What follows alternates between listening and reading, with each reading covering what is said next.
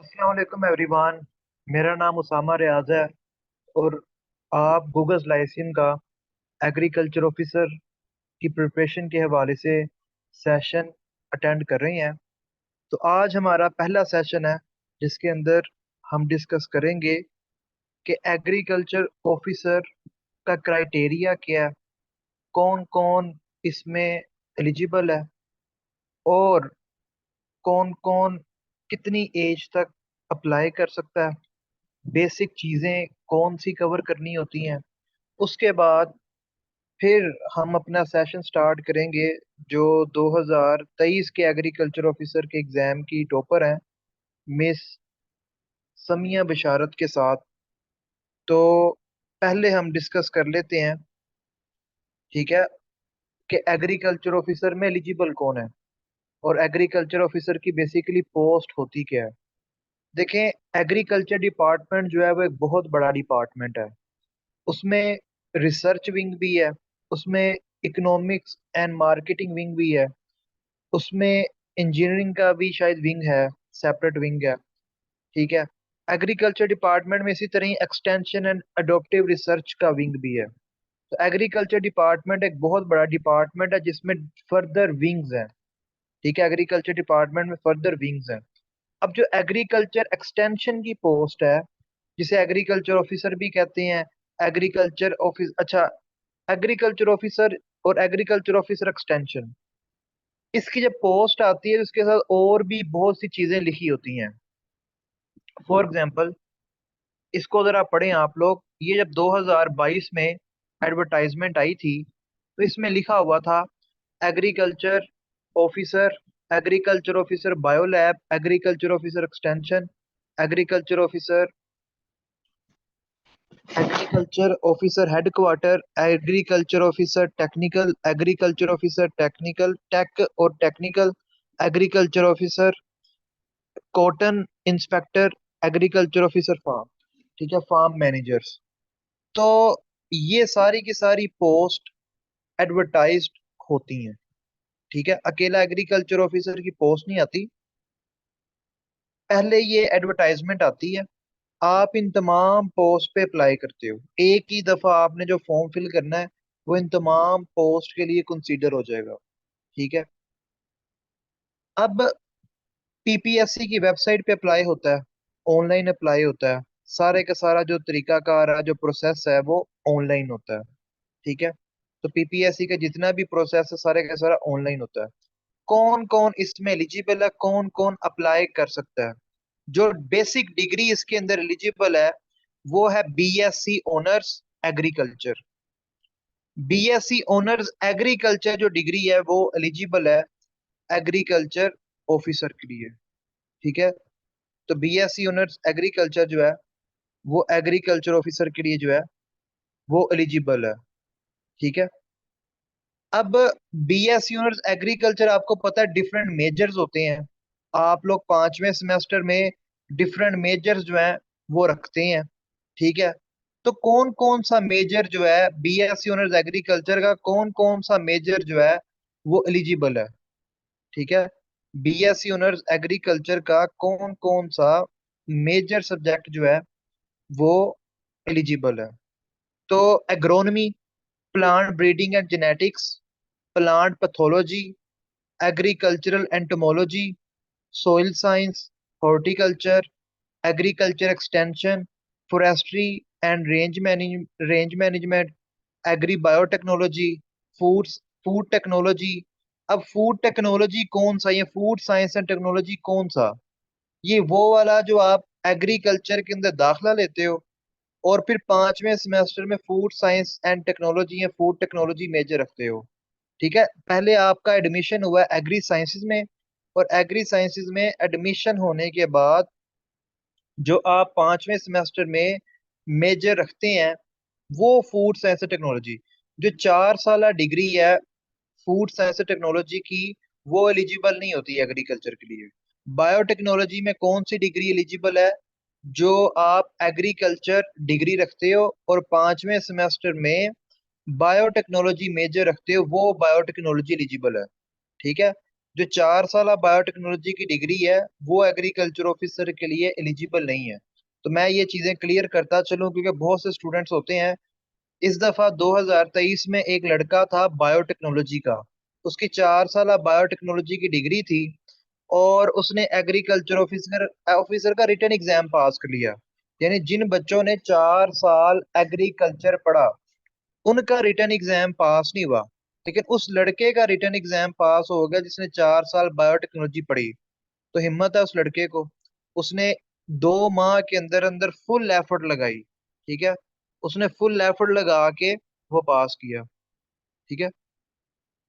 अच्छा, अब agriculture agriculture resource economics, ये जो डिग्री है ये एलिजिबल है एग्रीकल्चर ऑफिसर के लिए। ठीक है, एग्रीकल्चर रिसोर्स इकोनॉमिक्स जो है वो एलिजिबल है।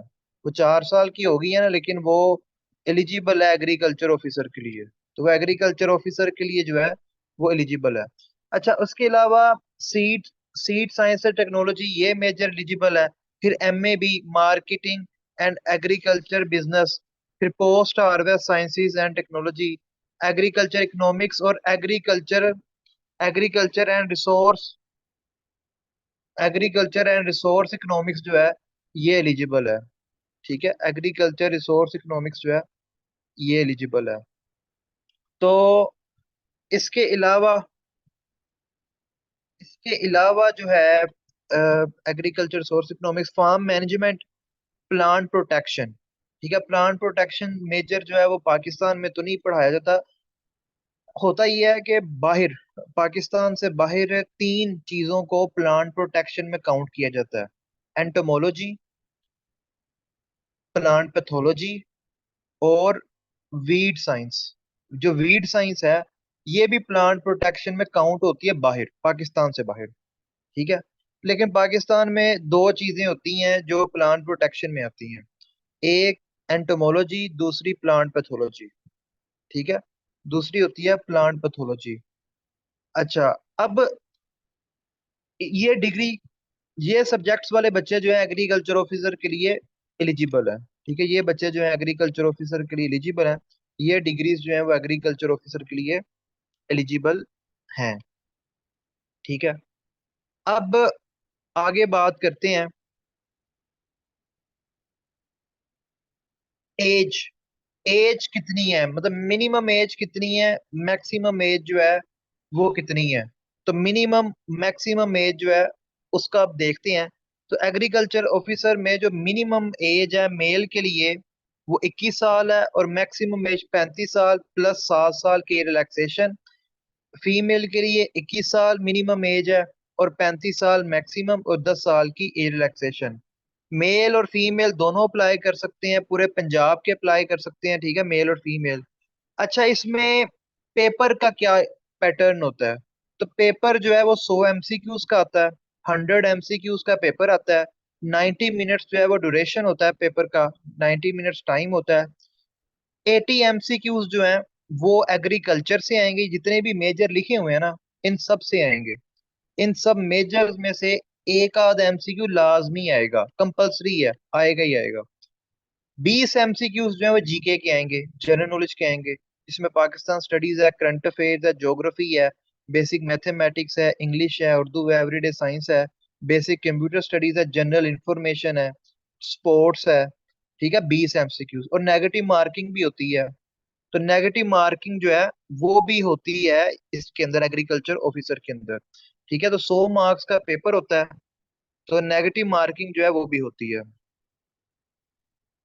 तो हमारी जो गेस्ट है मिस समिया बिशारत, वो आ गई हैं, उनका कनेक्ट हो गया है।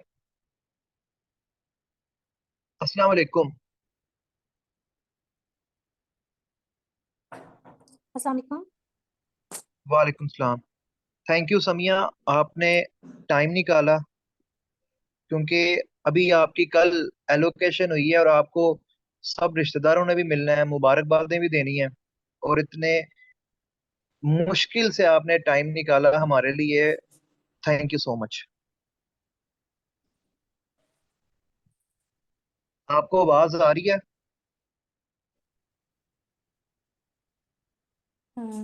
जी बस थोड़ा इसलिए लेट हो गई, थोड़े गेस्ट आए थे, कुछ ये ज्वाइन नहीं हो रहा था, जी जी। सिग्नल्स का इशू बन रहा था। और जी समिया, आप सबसे पहले तो आपको बहुत बहुत मुबारक हो, क्योंकि ना सिर्फ आपने एलोकेशन हासिल की है बल्कि आपने एग्रीकल्चर ऑफिसर में टॉप भी किया है। तो रिसेंटली, जो रिसेंट थैंक यू, मतलब, थैंक यू सो अब तो पूरे का मच। पूरा पेपर पैटर्न, चीजें जो एग्जामिनर की सोच है वो चेंज हो चुकी है। तो समिया, आप सबसे पहले अपना इंट्रोडक्शन करवा दें।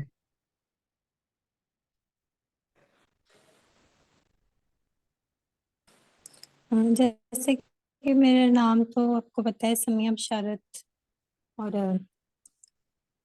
मैंने अपनी जो ग्रेजुएशन है वो एग्रीकल्चर यूनिवर्सिटी से की है, फैसलाबाद से। और मेरी जो है तहसील समुंदरी, जो है वो मेरा फैसलाबाद है। अब करंटली जो है वो एमएससी ऑनर्स में कर रही हूँ, मेरा लास्ट सेमेस्टर चल रहा है। और मेजर मेरा पीबीजी है। मीन्स अभी आपकी एमफिल नहीं हुई? एमफिल का मेरा लास्ट सेमेस्टर है, बस मेरा वाइवा रहता है अभी। जी ठीक है। तो एफएससी जो मैंने अपने इंटरमीडिएट और जो मैट्रिक है वो मैंने अपनी तहसील समुंदरी से ही किया है। और ग्रेजुएशन में मेरे जो है वो 89% मार्क्स हैं। एफएससी में भी 89% मार्क्स हैं, और मैट्रिक में भी 91% है। तो ये इस तरह ओवरऑल मिला के जो है वो मेरा मतलब रिजल्ट अच्छा बन गया है, मैट्रिक एफएससी ग्रेजुएशन का। तो समिया, फिर मैं बाकी आपको देख रहा हूँ कि 2020 में जब मैंने एग्री जॉब्स ग्रुप बनाया था, आपने तभी ज्वाइन कर लिया था एग्री जॉब्स ग्रुप को। तो एग्रीकल्चर ऑफिसर की तैयारी आपने कब स्टार्ट की? मतलब कब आपको पता चला कि एग्रीकल्चर ऑफिसर की पोस्ट के लिए कैसे तैयारी करते हैं, और कब आपने तैयारी मतलब थोड़ी थोड़ी स्टार्ट की? ये कब आपने स्टार्ट किया था? तैयारी मेरे को तो पता चल गया था जब हम ग्रेजुएशन कर रहे थे, लास्ट सेमेस्टर जब आया तब हम थोड़े फ्री थे, कुछ पढ़ने वाला नहीं था कोर्स वर्क नहीं था। तब आइडिया तो हो गया था कि इस तरह तैयारी स्टार्ट करनी है, ग्रुप्स भी ज्वाइन किए थे। लेकिन ये है कि जब जॉब्स आई थी 2021 में, तो उसके लिए हम जो है वो भी एलिजिबल नहीं थे, हमारी डिग्री नहीं नोटिफाई हुई थी। तो इसलिए हम थोड़ा जो है वो रिलैक्स हो गए कि कुछ अफसोस भी हुआ था कि हम अभी अप्लाई क्यों नहीं कर सकते। लेकिन फिर तैयारी इतनी खास नहीं स्टार्ट की थी, क्योंकि 8th सेमेस्टर में इंटर्नशिप थी। उसके बाद वो इंटर्नशिप खत्म हुई, मैंने 2-3 और इंटर्नशिप्स की समर अपने तौर पे, कुछ प्राइवेट कंपनी में, कुछ इधर अयूब रिसर्च में भी खुद अपने तौर पे। तो इस तरह इसके साथ इतना टाइम नहीं मिला तैयारी शुरू करने का। मैंने एमएससी में ही स्टार्ट की थी, 3rd सेमेस्टर में जब पता चला था कि इसकी जॉब्स आ रही हैं एग्रीकल्चर ऑफिसर की। तो ऑलरेडी इतनी कोई खास तैयारी मेरी है नहीं थी, बस अपना कोर्स वर्क ही था जो मैं अच्छे से तैयार किया था। फिर ये है कि टेस्ट के लिए जो स्पेशल तैयारी है वो मैंने एमएससी के 3rd सेमेस्टर में ही शुरू की थी, जब मुझे पता चला कि एग्रीकल्चर ऑफिसर की सीट्स आ रही हैं। तो तभी हमारे फाइनल्स हो रहे थे, फाइनल्स से फ्री हुए हैं, अप्लाई किया है टेस्ट के लिए। और साथ ही जो है वो तैयारी स्टार्ट कर दी है। वैसे तो इसकी तैयारी कोई 1-2 दिन का काम नहीं है, हमें करनी चाहिए, स्टार्ट से करनी चाहिए। लेकिन मेरा फिर ये था कि स्टडी के साथ इतना मुझे टाइम नहीं मिलता था करने के लिए, और वो खुद से भी कोई नहीं बंदा इनिशिएटिव ले सकता। अ, खुद अकेले भी नहीं तैयारी होती है। तो लेकिन जब पता चला कि अब तो टेस्ट आ गए, अब हमारे लिए पोस्ट आ गई है, अब तो हमने ज़रूर देना है टेस्ट, तो फिर मैंने सीरियस होकर जो है इसकी तैयारी शुरू की थी। अ, इस मैंने जो है वो सिर्फ 2 मंथ की तैयारी की थी, जनवरी में अप्लाई किया। और फिर बुक बेसिक्स ऑफ एग्रीकल्चर की बुक है, उससे मैंने शुरू किया था। और मार्च में टेस्ट हो गया, 19 मार्च को टेस्ट था। तो ये 2 मंथ ही थे मेरे पास इसकी तैयारी करने के लिए टेस्ट की। इसमें मैंने बेसिक्स ऑफ एग्रीकल्चर बुक जो है उसको देखा, जो हमारे मेजर हैं एग्रीकल्चर से रिलेटेड, 10-11 जो मेजर हैं शुरू वाले, उनको मैंने अच्छे से तैयार किया। फिर मैंने क्रॉप प्रोडक्शन टेक्नोलॉजीज हैं, उनको देखा, हर क्रॉप की उनको मेजर क्रॉप्स की जो है या वेजिटेबल्स की, पल्सेस वगैरह की, ये सारी देखी। अब 2 मंथ के अंदर जो है वो जितना मतलब मैक्सिमम कवर कर सकती थी वो मैंने कोशिश की करने की। फिर उसके बाद इकोनॉमिक सर्वे जो लेटेस्ट था उसको भी देखा। और कुछ ये है कि आपके जनरल जो कॉन्सेप्ट्स हैं ना आपके एग्रीकल्चर से रिलेटेड, या आपने जो अपने 4 सालों में पढ़ा है वो आपको याद होने चाहिए। मतलब जो आपने पढ़ा है 4 सालों में वो भूलना नहीं है। ये है कि मेरे बेसिक कॉन्सेप्ट्स जो थे ना वो मुझे याद थे हर कोर्स में, हॉर्टिकल्चर में, एंट्रो में, माइक्रो में, बायोटेक्नोलॉजी में, जो भी पढ़ा है उसका बेसिक्स जो है वो मुझे याद था। इसलिए जो है वो मुझे मतलब आसानी हुई। कुछ हमारी लक, गुड लक की कह लें इसे, जो हमारा टेस्ट आया था वो बहुत ही जनरल आया था।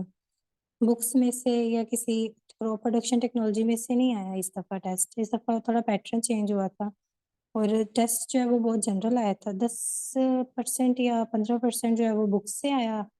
क्रॉप प्रोडक्शन टेक्नोलॉजी में से तो आया ही नहीं इस दफ़ा टेस्ट। बाकी जो था वो जनरल था, कॉन्सेप्चुअल था। कुछ कुछ हमारे बेसिक नॉलेज में से था, कुछ कॉन्सेप्चुअल था। और जीके भी जो है वो भी इजी था, इतना कोई टफ नहीं था। तो आपने मतलब बेसिक्स बेसिक्स ऑफ एग्रीकल्चर को टच किया, प्रोडक्शन टेक्नोलॉजी देखी, ये ज़राअतनामा देखा। इसके अलावा भी आपने कोई बुक्स वगैरह देखी हो एग्रीकल्चर से रेलिवेंट, ये यही चीजें सारी की थी आपने?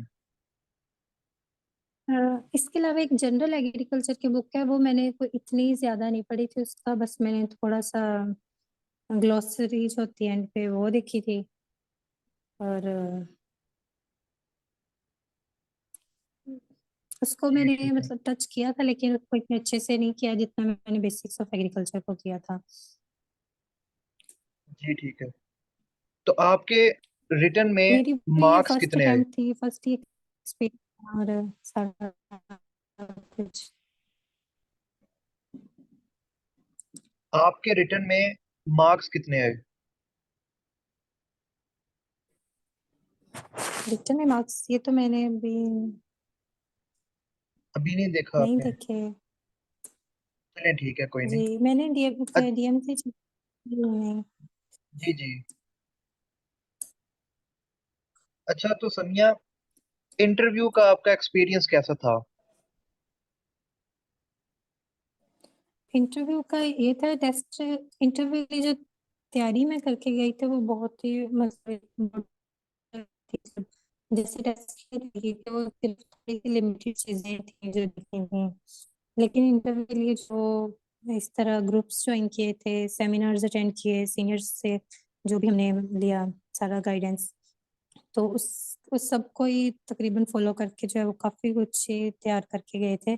इंट्रोडक्शन अपना, जो भी उन्होंने बताया कि अपने डिस्ट्रिक्ट से रिलेटेड अपना इंट्रोडक्शन, एग्रीकल्चर डिपार्टमेंट की hierarchy, job description, irrigation system, canal system, everything, मतलब इस सब को ही जो है वो टच किया था। तो इस बहुत था कि पता नहीं किस तरह का इंटरव्यू होगा, कैसे आगे सर बैठे होंगे, क्या पूछेंगे क्या नहीं पूछेंगे। तो लेकिन मेरा इंटरव्यू जब हुआ तो वो बहुत ही मतलब रिलैक्स माहौल में इंटरव्यू हुआ। सर जब शाहीन साहब थे पैनल में चेयरमैन जो थे बीपीएससी की तरफ से, उन्होंने जो है वो बहुत ही रिलैक्स करके जो है वो इंटरव्यू लिया। और मुझसे तो उन्होंने मतलब जो क्वेश्चन उन्होंने मुझसे पूछे वो थे तो डिफिकल्ट, लेकिन वो एग्रीकल्चर से रिलेटेड नहीं थे। और उन्होंने मुझसे पूछे खुद ही, उन्होंने मुझे कहा कि मैं आपसे खुद ही जो है वो ये डिफिकल्ट क्वेश्चन पूछ रहा हूँ, मैंने आपकी फाइल देखी है, तो आपसे मैं सिर्फ जनरल नॉलेज के क्वेश्चन इसलिए पूछ रहा हूँ, वो भी बहुत ही डिफिकल्ट। उन्होंने खुद इस चीज़ को कहा मुझे। तो मुझे उसमें से एक दो क्वेश्चन आता था इस्लामिक हिस्ट्री का, और बाकी जो मुझे नहीं आते थे उन पे मैं उनको सॉरी कह रही थी। एक दो पे मैंने खुद से जो मुझे लगा मैंने आंसर किया, लेकिन वो कहते नहीं ये नहीं है, तो फिर मैं उनको सॉरी बोल रही थी। लेकिन उन्होंने मुझे जो है वो ये खुद भी बात कही कि ये मैं जानबूझ के आपसे कर रहा हूँ डिफिकल्ट क्वेश्चंस। और फिर उन्होंने ये भी कहा कि जो मैं आपसे क्वेश्चन कर रहा हूँ इसका इफेक्ट नहीं है आपके मार्क्स पे। जो आपके सब्जेक्ट रिलेटेड और जो डिपार्टमेंट के जो सर हैं वो क्वेश्चन करेंगे, वो उनका इफेक्ट है आपके इंटरव्यू पे। तो जो चेयरमैन ने पूछे थे उसमें से तो जो मुझे एक तो आता था उसका मैंने आंसर किया, जो नहीं आता था उसका मैंने इजी होके उनको सॉरी बोल दिया। वो बस ये नोट कर रहे थे कि कॉन्फिडेंट है, मतलब पैनिक नहीं कर रही या इस तरह नहीं हो रहा कुछ भी। फिर इस तरह फिर उसके बाद जो डिपार्टमेंट के सर थे उन्होंने मुझसे क्वेश्चन काफी ज्यादा एक ही मतलब, फिर इधर से मैं आंसर दे रही तो उधर से वो अगला क्वेश्चन कर रहे थे, इधर मैं आंसर अगला क्वेश्चन। इसी तरह जो यूनिवर्सिटी से एक सर थे उन्होंने भी ऐसे ही क्वेश्चन आंसर इस तरह उन्होंने किया, लेकिन मैंने मैक्सिमम के आंसर उनको दिए। आपको कोई क्वेश्चंस याद है कि पीपीएससी के मेंबर ने क्या क्वेश्चंस पूछे थे आपसे? जो सबसे पहले तो मेरा नाम जैसे कि समिया है, तो उन्होंने मुझसे ये पूछा मेरे नाम से रिलेटेड कि आपको पता है कि इस्लाम में कौन सी सहाबियां हैं जो जिनका नाम जो है वो आपके नाम से मिलता है या आपके नाम जैसा है। तो फिर मैंने बताया उसके बारे में, मैं पढ़ के गई थी। हजरत सुमैया उनका नाम था, तो मैंने उनके बारे में बताया। फिर उन्होंने मुझसे पूछा कि उनको जो है वो शहीद कर दिया गया था, तो आपको पता है किसने शहीद किया था? ये भी मुझे पता था, मैं इसकी डिटेल पढ़ के गई थी, मैं क्या अबू जहल ने। तो ये मतलब था कि मुझे आता था क्वेश्चन। फिर उसके बाद उन्होंने मुझसे पूछा कि सारी, फिर वो ऐसे नहीं कर रहे थे कि सिर्फ क्वेश्चन बता रहे, तो उन्होंने 10-12 मिनट या हाँ 10-12 मिनट पहले और पूरी वो जो है वो सारा वाक्य भी बता रहे थे रात साथ ना। फिर उसने मैंने पूछा कि जुन्नुन नताकीन जो है वो किस सहाबी को कहा जाता है, किस सहाबिया को कहा जाता है? तो ये मुझे नहीं उस टाइम याद आ रहा था। उन्होंने मुझे इसका मतलब भी बताया कि दो चादरों वाली, और इस तरह उन्होंने फिर बताया कि उनके जो हस्बैंड थे वो अशरा मुबशरा में थे, और मतलब उन साहब जो 10 साहब उनमें उनके हस्बैंड का नाम भी है। तो इस तरह उन्होंने मुझे काफी हिंट दिए। तो मुझे नहीं उस टाइम नहीं याद आ रहा था क्योंकि मैं ये रिवाइज ही नहीं करके गई थी इस्लामिक हिस्ट्री, मैंने सिर्फ एग्रीकल्चर के बारे में देखा था।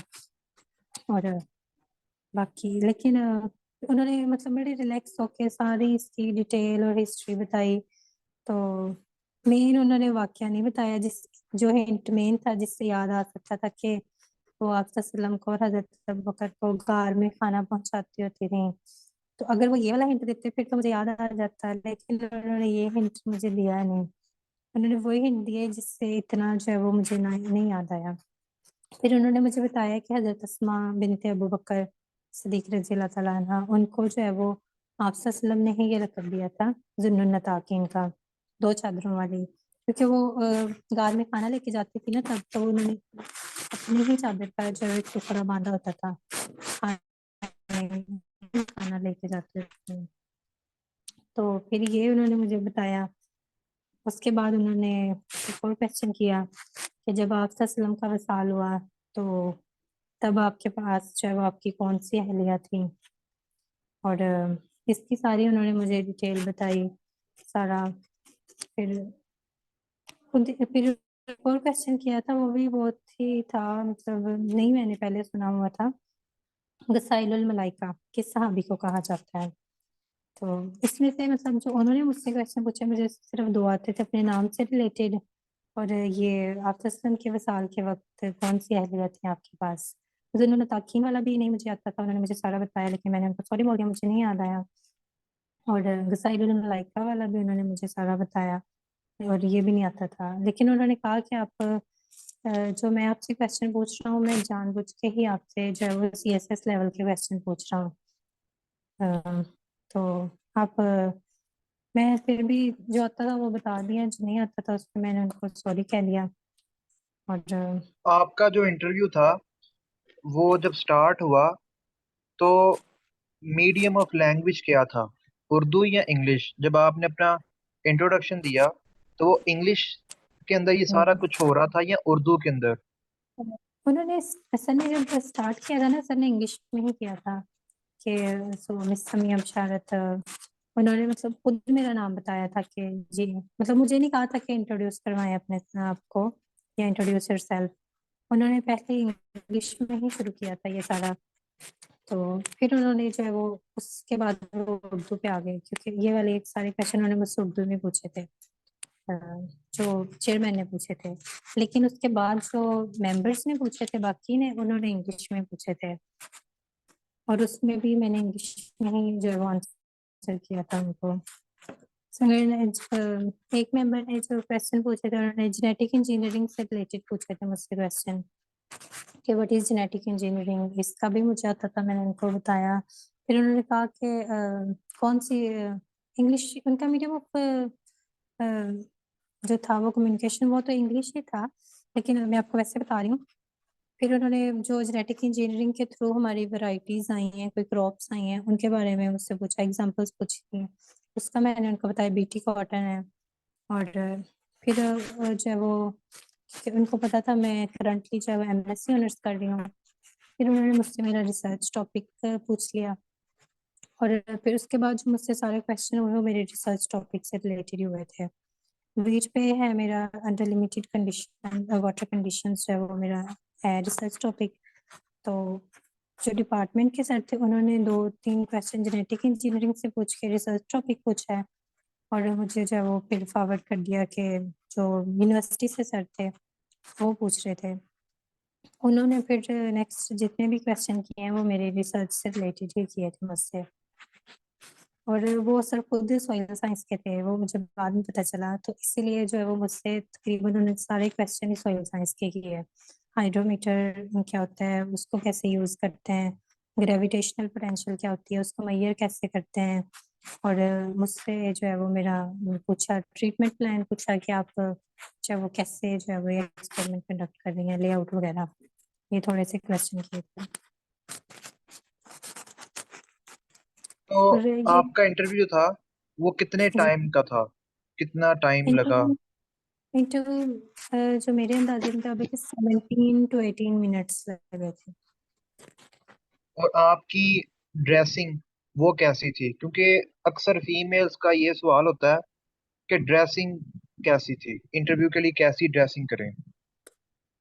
ड्रेसिंग के लिए जो है वो मैं भी पहले कंफ्यूज ही थी इस बारे में, कि ये ड्रेसिंग किस तरह करनी चाहिए, क्योंकि मैं जो है वो वेल भी करती हूँ और अबाया भी पहनती हूँ।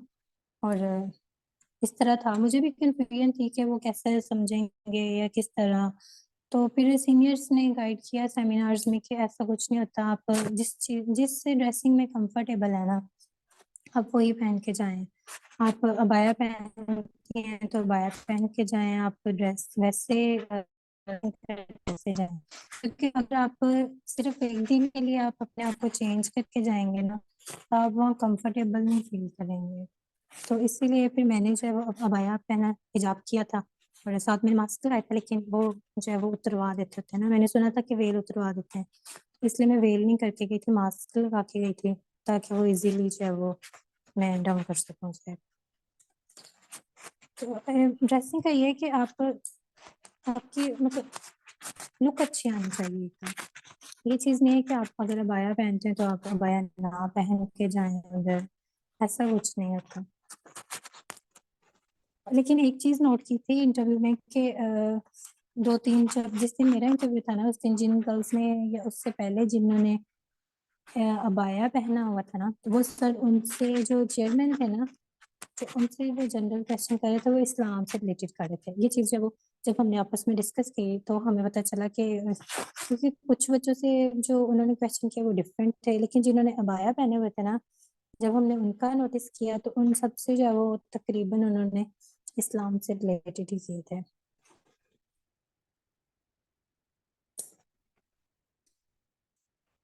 जी ठीक है।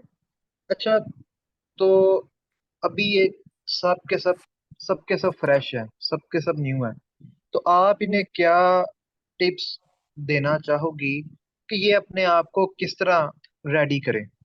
यानी इन्होंने अभी एमफिल में भी एडमिशन लेना है, कोई 5वें सेमेस्टर का है, कोई जी 7वें सेमेस्टर का है, तो आप जी। क्या इन्हें गाइडेंस देना चाहोगी अपने एक्सपीरियंस से कि इन्हें क्या क्या अपनी पढ़ाई के साथ पढ़ना चाहिए?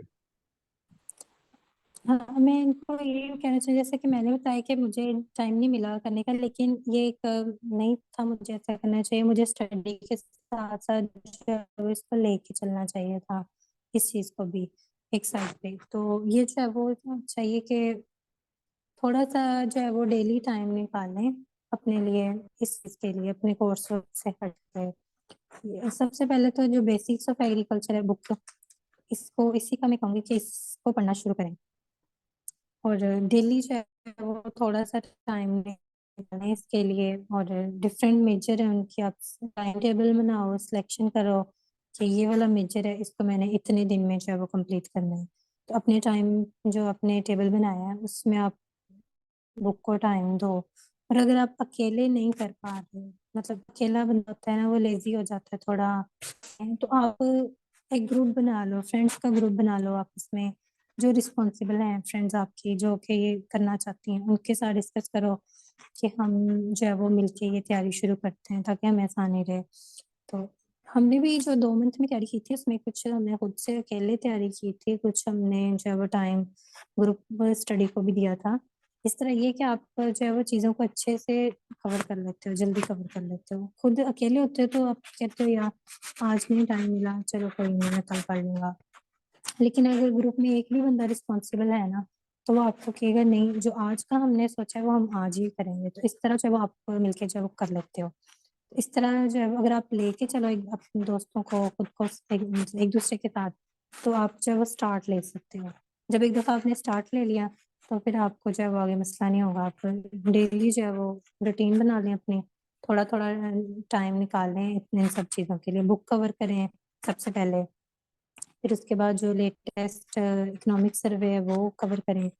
और जो प्रोडक्शन टेक्नोलॉजीज है वो तो आपको आनी ही चाहिए, क्योंकि मेन काम ही आगे ये क्रॉप से रिलेटेड। अगर आपको पता होना चाहिए कौन सी क्रॉप है, उसका सॉइंग सीजन क्या है, उसका वैरायटीज कौन सी हैं, ये सारी चीजें आपको पता होना चाहिए। अच्छा समिया, एक मिस्टेक जो बहुत से स्टूडेंट्स करते हैं, क्योंकि नेगेटिव मार्किंग होती है पेपर में, रिटन एग्जाम में नेगेटिव मार्किंग होती है, तो बहुत से स्टूडेंट 100 में से 100 ही क्वेश्चन लगाते हैं, और नेगेटिव मार्किंग जी से उनके मार्क्स बहुत डिडक्ट हो जाते हैं। तो जब आप जी। पेपर कर रही थी, तो आपने तुक्के लगाए या वही लगाए जो आपको आते थे, और कितने लगाए? मतलब क्या आप पेपर करते हुए आपका मोमेंटम क्या था, क्या दिमाग में चल रहा था, वो भी अपना एक्सपीरियंस शेयर करें, क्योंकि वो जो 90 मिनट्स टाइम होते हैं वो बहुत ज्यादा स्ट्रेस वाले होते हैं। जी मेरे साथ ऐसा हुआ था कि मैं जब तैयारी कर रही थी, टेस्ट के लिए गई हूँ, मुझे कुछ भी जो है वो मतलब कोई डर, कोई कुछ नहीं फील हो रहा था, कोई मैं परेशान नहीं हो रही थी। लेकिन जैसे ही मैं एग्जामिनेशन सेंटर में हुई हूँ ना, मतलब उस रूम में गई हूँ जहाँ मेरा रोल नंबर था, वहां जाके बैठती हूँ, और जो थोड़ा सा वेटिंग टाइम होता है जो टेस्ट से पहले आपका वो ले रहे होते हैं, साइन ले रहे होते हैं और सारा अटेंडेंस लगवा रहे होते हैं, वो वाला टाइम जो था ना उसमें मैं बहुत कंफ्यूज हो रही थी। और सारा जो मेरा डर था ना वो उसी टाइम पे आ रहा था मुझे। उससे पहले मुझे बिल्कुल नहीं फील हुआ कि मैं कोई टेस्ट देने जा रही हूँ इस तरह। लेकिन फिर ये है कि तब आपको ना अपनी नर्व्स पे कंट्रोल जो है वो करना चाहिए। उस टाइम पे जो है वो यही चीज जो है वो मैटर करती है, जितना भी आप पढ़ के गए हो, जितनी भी तैयारी करके गए हो। लेकिन जो उस टाइम पे चीज मैटर करती है वो ये है कि आपका जो है अपनी नर्व्स पे कंट्रोल होना चाहिए। और फिर हमें जो आया था, जब स्टार्ट किया पेपर अटेम्प्ट करना, तो बहुत ही इजी लग रहा था। बहुत ही जनरल जनरल ना कुछ एमसीक्यूज थे जो बुक में से वो नहीं थे। इतना जो है वो पेपर देख के अंदाजा हो गया था कि बुक में से जो है वो इतना पेपर इस दफा नहीं आया, थोड़ा पैटर्न चेंज हुआ था। नहीं तो पहले जो है वो हम यही सुना था हमने, जितने भी टेस्ट इससे पहले होते रहे, कि मैक्सिमम जो है वो बुक में से ही आ जाता है। लेकिन हमारी दफा ऐसा हुआ था कि बहुत ही जनरल कुछ क्वेश्चन थे, कुछ कॉन्सेप्चुअल थे, और इस तरह मैंने जो है मुझे 100% वो यही है, वो सारे किए मैंने। फिर उसके बाद जो है वो मैंने मतलब सेकंड राउंड में देखा, जो मैंने छोड़े थे उनमें से भी मैंने देखा जिनका मुझे थोड़ा थोड़ा डाउट था कि हाँ ये हो सकता है, ये हो सकता है, फिर मैंने वो अटेम्प्ट किए। तो जो मुझे बिल्कुल भी नहीं थे वो कुछ फिर एंड पे बच गए। फिर उनमें से मैंने फिर स्क्रीनिंग की कि हाँ इसका ये हो सकता है, ये हो सकता है। छोड़े मैंने जो है वो ही थे जो मुझे बिल्कुल ही नहीं पता थे। कुछ जीके थे, जीके में से थे वो मुझे बिल्कुल नहीं आते थे, वो मैंने छोड़े हैं। और कुछ एग्रीकल्चर के जो सब्जेक्ट रिलेटेड थे, वो जो मुझे टोटली ही नहीं पता थे कि इनका क्या आंसर हो सकता है, वो मैंने छोड़े थे। बाकी जिनका मुझे था कि इसका ये हो सकता है, ये हो सकता है, वो मैंने किए थे। और टेस्ट के बाद मुझे भी था ये है कि मैंने जो अटेम्प्ट किए हैं अगर उनमें से गलत हो गए तो मेरी नेगेटिव मार्किंग हो जाएगी और जो है वो नंबर ज़्यादा डिडक्ट हो जाएंगे। लेकिन जो आपको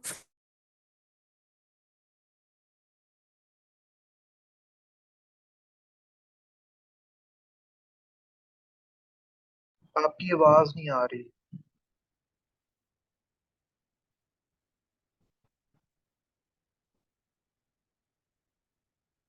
आपकी आवाज नहीं आ रही।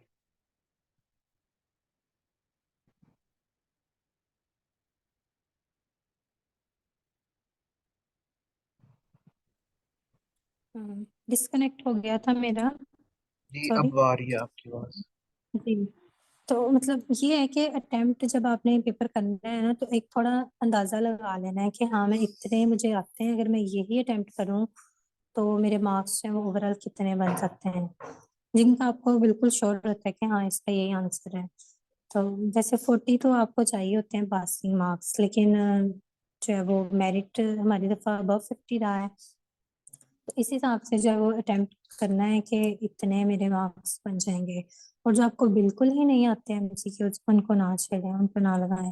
लेकिन जिनका आइडिया है थोड़ा कि हाँ इसका ये हो सकता है, इसका ये मतलब आपको श्योरिटी है, कोई 60% 70% श्योरिटी है, तो वो लगा लेने चाहिए मेरे ख्याल से। और जो आपको नहीं आते, बिल्कुल भी नहीं आते, वो छोड़ दें, उसको ना कोई टच करें। अच्छा, टेस्ट देने से पहले क्या आपके माइंड में ये आया था कि मेरी तैयारी नहीं है तो मैं टेस्ट नहीं देती, छोड़ देती हूँ, अगली दफा दे दूंगी? क्योंकि बहुत से स्टूडेंट जो है वो अप्लाई कर देते हैं और इसलिए टेस्ट देने नहीं जाते कि हमारी तैयारी नहीं, अगली दफा दे देंगे। क्या आपके माइंड में इस तरह की नेगेटिव बातें आई थी? मेरा ये हुआ था कि जब मैंने अप्लाई किया था ना टेस्ट के लिए, उसके बाद तैयारी स्टार्ट करते करते इतनी अच्छे से मैं तैयारी स्टार्ट नहीं कर पा रही थी कि जितना मुझे जो है वो मतलब, क्योंकि टाइम थोड़ा था, टेस्ट की डेट कब भी आ सकती थी। तो उस वक्त ना मुझे थोड़ा था कि मतलब मैं कैसे सही से स्टार्ट नहीं लिया जा रहा था, क्योंकि अब टाइम भी इतना नहीं था और ये भी नहीं पता था कि टेस्ट कब होगा। तो बहुत से लोग कह रहे थे कि 3-4 मंथ्स लग जाते हैं, कुछ कह रहे थे कि नहीं थोड़ा टाइम ही लगेगा, आ जानी है टेस्ट की डेट। तो इस तरह तो जब पहला आधा एक महीना गुजरा ना, तब मुझे थोड़ा अंदाजा, मुझे ऐसा लग रहा था कि मेरी तैयारी उतनी अच्छी नहीं हो रही जितनी मेरी होनी चाहिए, तो अगर मैं नहीं पास कर सकी। लेकिन फिर मैंने जब अगला टाइम था उसको मैंने वेस्ट नहीं किया। फिर मैंने जो है वो सीरियस होके और अच्छे से तैयारी तो मैंने शुरू की थी, लेकिन थोड़ा उस टाइम पे साइनॉप्सिस वगैरह चल रहा था, उसके काम चल रहे थे। लेकिन फिर मैंने सीरियस होके जो है जो 1-1.5 मंथ बचा था मेरे पास, उसमें मैंने इतनी अच्छी तैयारी कर ली कि मैं टेस्ट में बैठने के काबिल हो गई।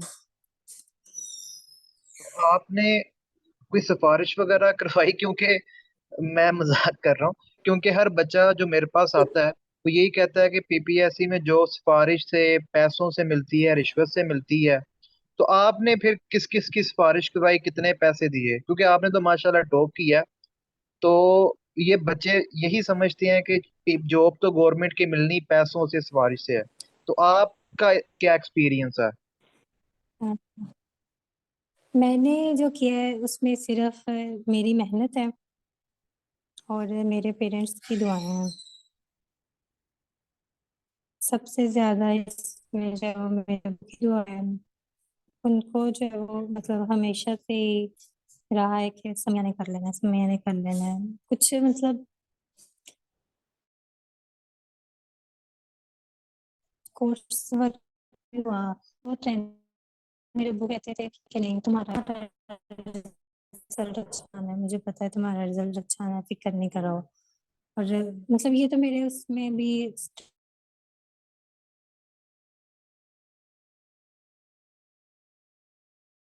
बनता ही नहीं है, कोई भी तुक नहीं बनता है, क्योंकि मेरे इस चीज पे बिलीव नहीं है, जो अल्लाह ने आपके लिए सोचा हुआ है ना, वो आपको मिल जाना है। अगर वो आपके लिए अच्छा है ना तो आपको मिल जाना है, आपको नेगेटिव जो है वो वेज यूज करने की जरूरत नहीं होगी।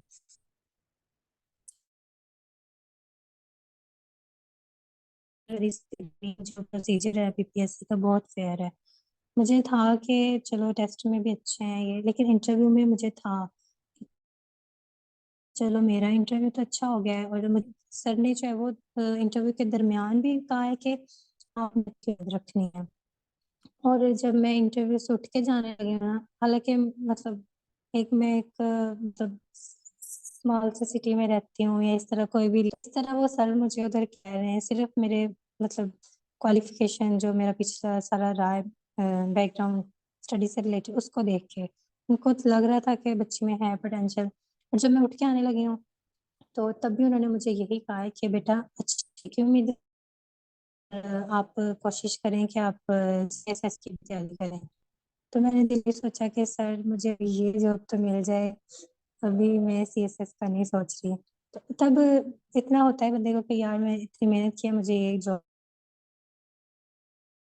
मिल जाए, मुझे ये लेकिन फिर बस जब घर वालों को बताया सारा तो तब भी मेरे अब्बू ने कहा कि इंशाल्लाह हो जाएगा, इंशाल्लाह हो जाएगा। तो कहते बस अल्लाह पे यकीन रखें और उसने सब कुछ कर देना है, कुछ भी जो है वो मेरी मेहनत की कमाई है, हक हलाल की है, तो मैं इस पॉइंट पे आके कुछ भी ऐसा नहीं करूंगा कि आप लोगों को नहीं करने दूंगा।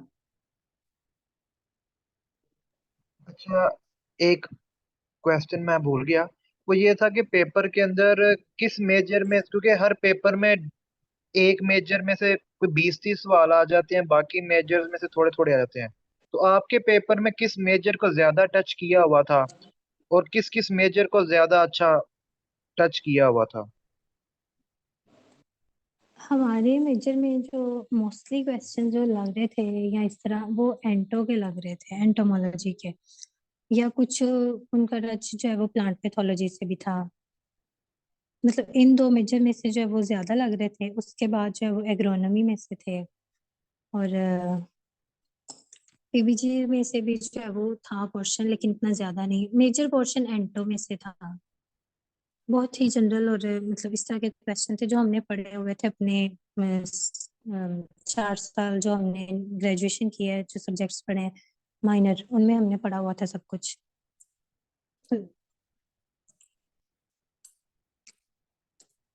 अच्छा, एक क्वेश्चन आया स्टूडेंट का कि आप एक दिन में कितने घंटे पढ़ती थी? एक दिन में कोई स्पेसिफिक नहीं था घंटों का कोई हिसाब। ये था कि मेरा शुरू से ही ये रहा है कि जो सुबह सुबह तैयारी होती है ना, सुबह के टाइम अगर आप थोड़ा सा भी 2 घंटे दे लो अपनी स्टडी को नमाज के बाद, तो आप जितना सारा दिन में नहीं ना कवर कर सकते वो आप उन 2 घंटों में कर सकते हो फ्रेश माइंड के साथ, अगर यही रूटीन बन जाए तो। मेरी शुरू से यही रूटीन रही है कि मुझे चीजें जो है वो सारे दिन की बजाय या रात जाग के पढ़ने की बजाय जो सुबह का टाइम होता है उसमें मुझे चीजें जो है वो अच्छे से याद होती हैं, और मैं मतलब ज्यादा कवर भी कर लेती हूँ।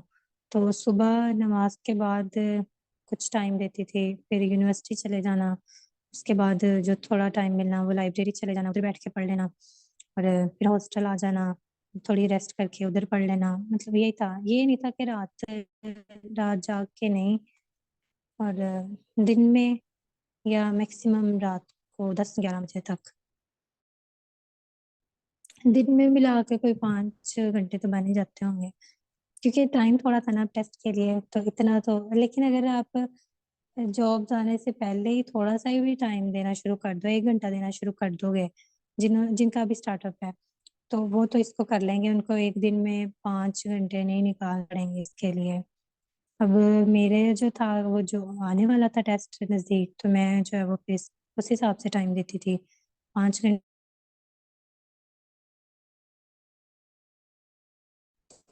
वो ये है कि अगर आप इस तरह भी होता है कि एक ही मेजर लग जाए, थोड़ा अगर कोई इजी आपको लग रहा है कोई सब्जेक्ट साथ वो स्टार्ट कर लो, तो इस तरह ये है कि आपका थोड़ा माइंड भी फ्रेश हो जाता है, एक थोड़ा सा रूट जो है वो चेंज हो जाता है, कि अगर आप एक ही चीज पढ़ के बोर हो गए हो ना, आपका नहीं दिल कर रहा, तो आप उसको छोड़ के अगला मेजर देख लो जो इजी लग रहा है। तो फिर अगले दिन फ्रेश माइंड के साथ आप अपना पिछले वाला कवर कर लो।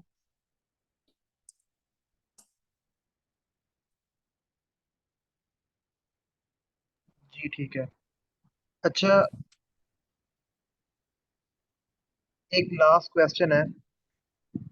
वो ये है कि जब आपको इंटरव्यू वाले सर ने कहा कि सीएसएस का, तो उसके बाद क्या आपका माइंड बना है सीएसएस के लिए, या अभी इस जॉब को ही करना है? नहीं, अभी तक तो नहीं बना सीएसएस के लिए। मैं यही है कि अभी जिसके लिए मैंने मेहनत की है, ट्राई किया, अभी मुझे यही जॉब मिल जाए, तभी मेरा यही था दिल में कि अल्लाह, सर ने तो ये बात कह दी है लेकिन मुझे यही जॉब मिल जाए। तो जब मैं एक दफा इस जॉब में सेटल हो जाऊंगी तो फिर मैं सोचूंगी। जी ठीक है। तो thank you so much Samiya, आपने अपना टाइम दिया, वो भी इन दिनों में कि जब सब रिलेटिव्स की कॉल्स आती हैं, सब रिलेटिव्स मुबारकबाद देने आते हैं। तो thank you so much, wish you best of luck. अल्लाह ताला आपको इस फील्ड में मज़ीद कामयाब करे और आप मज़ीद जी। किसी अच्छी पोस्ट के ऊपर। जी, जी। इंशाल्लाह। ओके जी स्टूडेंट्स, ये आज हमारा पहला सेशन था एग्रीकल्चर ऑफिसर इंटरव्यू सीरीज का। तो बड़े शॉर्ट नोटिस के ऊपर समिया ने हमें टाइम दिया है। आज सुबह मैंने इन्हें कहा और इन्होंने, मतलब सुबह कोई 6-7 बजे हमारी बात हुई है, तो बहुत शॉर्ट नोटिस के ऊपर इन्होंने अपना टाइम दिया। थैंक यू सो मच कि आपने टाइम निकाला और बहुत आज ही टाइम है। दिया। तो आप लोगों के साथ डिफरेंट बुक्स जी, वगैरह कोई जो बात है नहीं। 2020 से मैं शेयर करता आ रहा हूँ सॉफ्ट के अंदर मटेरियल। तो अभी भी एग्री जॉब्स जो ग्रुप है उसके अंदर मटेरियल आएगा। और अगर मुझे टाइम मिला तो जनरल एग्रीकल्चर बुक जो है वो मैं पढ़ाऊंगा अभी, अगर टाइम मिला तो इनशाला मटेरियल जो है आपको, जो बेसिक मटेरियल है एग्रीकल्चर ऑफिसर के हवाले से, वो आपको एग्री जॉब्स ग्रुप के अंदर मिलेगा। तो समिया, आपको भी कोई फायदा हुआ था एग्री जॉब्स ग्रुप का? जी। आपको भी कोई फायदा हुआ हाँ, था? आपकी आवाज नहीं आ रही। ये फायदा हुआ था कि मुझे एक आइडिया मिल गया था उसके बाद। हेलो। आपकी आपकी आवाज नहीं थी आ रही। सिग्नल का इशू। मैं बता रही हूँ कि ग्रुप में से ये फायदा जरूर हुआ था कि आइडिया इस चीज का हो गया था कि हाँ, ये चीज़ है, इसको यहाँ से स्टार्टअप लेना है, ये क्या सिलेबस होता है इसका, ये एग्रीकल्चर की बुक क्या है, और जो बाकी जो थोड़ी कुछ मटेरियल जो आता है, मतलब इतना आइडिया हो जाता है आपको कि हाँ, ये इस तरह स्टार्ट लेना है। और सबसे मेन चीज़ जो ये होती है कि आपने स्टार्ट कैसे लेना है। तो इससे मुझे आइडिया हुआ था। मैंने सॉफ्ट फॉर्म में भी जो है वो पढ़ने की कोशिश की थी बुक को, जब ग्रुप में आई थी। तो ये है कि आप फिर उसको रूटीन से नहीं पढ़ सकते जब आपके पास कोई चीज़ ऐसी होती है ना, और मतलब सर पे नहीं पड़ी होती है इस तरह। और जब जैसे कि मैंने बताया कि आप अकेले ही कोशिश कर रहे होते हो करने की, अगर आप अपने साथ अपने किसी अच्छे दोस्त को, रिस्पॉन्सिबल दोस्त को अपने साथ आप मिला लो, तो आप मिलके जो है वो चीज़ों को अच्छा लेके जा सकते हो। ग्रुप का तो यही फायदा हुआ था कि एक गाइडेंस मिलती रहती है टाइम के साथ साथ कि हाँ, ये जॉब्स आई हैं, इसका ये सिलेबस है, यहाँ से तैयारी शुरू करनी है, तरह। Thank you so much Samiya. इंशाल्लाह फ्यूचर में आपको मज़ीद तंग करेंगे हम, जब आपकी अपॉइंटमेंट हो जाएगी सारा प्रोसेस होने के बाद, तो तब भी हम आपको तंग करेंगे। कोई बात नहीं। ओके, अल्लाह हाफिज। जो है वो करना, अपना एक्सपीरियंस शेयर करना। ठीक है, कोई बात, अल्लाह हाफिज। जी, आप बात को कंप्लीट कर लो, आप अपनी बात को कंप्लीट कर लो। मैंने कहा इसमें कोई मसला नहीं है। आप कह रहे हैं ना आपको तंग किया है, तो मैंने कहा इसमें कोई मसला नहीं है। मेरे लिए भी अच्छी चीज़ है कि इस तरह अपना एक्सपीरियंस शेयर करने की जो है वो मिल रहा है मौका मुझे।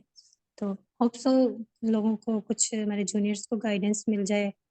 गाइडेंस ही मेन इशू होता है, हमने भी अपने सीनियर से लिया है। तो इंशाल्लाह जरूरत पड़ी तो नेक्स्ट भी। जी ठीक है। Thank you so much. Okay, Allah Hafiz. Allah Hafiz.